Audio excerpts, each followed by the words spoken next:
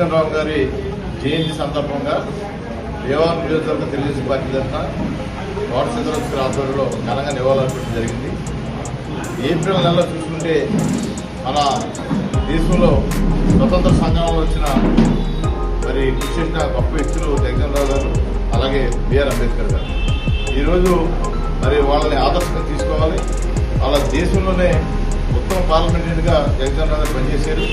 ఎన్నో శాఖలకి మంత్రిగా పనిచేసి పాకిస్తాన్ తోటి ఇండో పాకిస్తాన్ టైంలో కూడా రక్షణ శాఖలో పనిచేసిన వ్యక్తి అయినా అటువంటి గొప్ప వ్యక్తికి ఈరోజు మన అందరం కూడా ఇవ్వాలనిపించడం గొప్ప విషయం.